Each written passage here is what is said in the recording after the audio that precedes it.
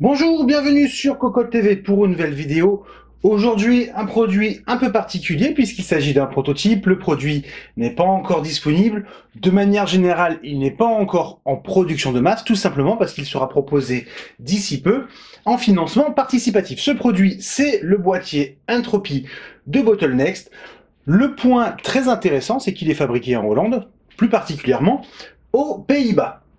Par rapport aux nombreux boîtiers de ce type que nous appelons corbeilles, vulgairement, qui sont plutôt originaires de Chine. Le boîtier donc, le voici, il est blanc, c'est pour ça que nous avons fait simple, nous avons enlevé tout le fond blanc que nous utilisons habituellement, et nous allons faire un petit tour du propriétaire en vous indiquant ce qui va rester et ce qui va évoluer, puisque des évolutions sont prévues avant la sortie du modèle définitif, bien entendu. Au niveau design, on est donc sur quelque chose de très simple, très soft. Ici en blanc, il devrait y avoir d'autres couleurs normalement, avec au-dessus un petit capot. Alors, ça fait du bruit quand on l'enlève, à savoir que sur la version finale, tout ceci sera magnétique, afin d'avoir une ouverture plus facile du boîtier, mais surtout un accès plus aisé au ventilateur qui est ici, en fait, 140 mm.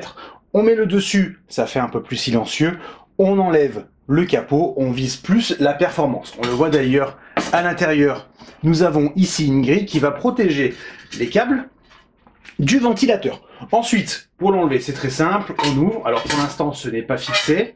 L'acier est tout simplement très costaud, il n'y a rien à redire par rapport à ça. Le boîtier d'ailleurs relativement lourd, c'est assez étonnant par rapport à son gabarit. On voit que les matériaux retenus sont de qualité. Le boîtier, le voici. Forme ronde, forcément ce n'est pas pratique avec nos composants qui sont carrés. Néanmoins, l'agencement permet finalement d'épouser relativement la forme des produits du boîtier, du coup il n'y a pas trop de pertes au niveau de l'espace.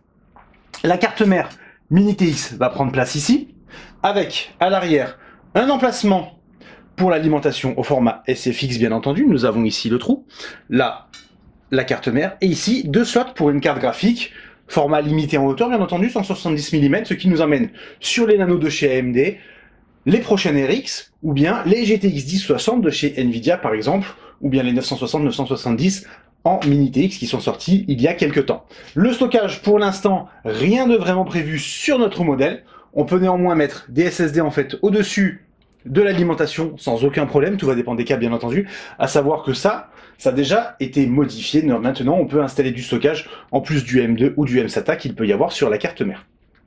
La connectique, il n'y en a pas directement sur le boîtier. C'est très simple, à l'arrière en fait, nous avons un petit trou. Alors bien entendu, on pourra toujours passer des câbles, se débrouiller comme ça si on veut, en rajoutant des pieds, pourquoi pas.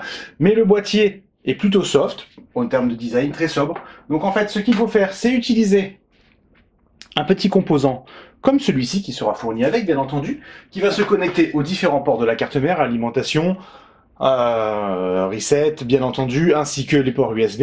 Et ensuite, on connecte un produit similaire. Alors ça, c'est juste pour la démonstration, c'est juste un petit modèle en plastique. C'est pas terrible en finition, mais ça donne quand même une idée générale de l'ensemble, ce qui permet de déporter la connectique, par exemple, sous l'écran et d'avoir le boîtier à côté, avec son design toujours aussi épuré. Un peu trop, diront certains.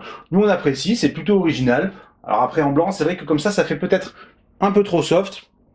On pourrait faire des petites choses dessus. Alors ça, après, chacun sera libre avec des stickers ou de la peinture, par exemple. Autre chose à dire pour l'instant?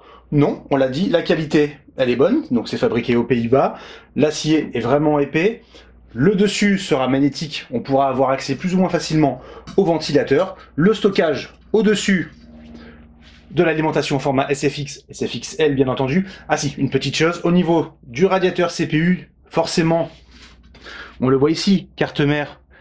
Ici, nous avons les emplacements PCI. On reste sur du 40 mm à peu près, donc du site Call of Duty par exemple, ou du stock Intel. Ou pourquoi pas, on peut toujours essayer, alors on n'a pas fait de test, de mettre un kit all-in-one en 120 mm, en bidouillant un peu. On jettera un œil, voir si c'est possible ou non. Soyons fous. Au niveau du prix, Pas trop d'informations pour l'instant, on va voir ce que ça donne au niveau du financement participatif qui sera prévu pour le mois d'août. Et on vous tient au courant par rapport à ce projet qui est plutôt intéressant. On apprécie, c'est quand même assez original. On vous dit à bientôt pour de nouvelles vidéos et de nouvelles informations sur cocotland.com.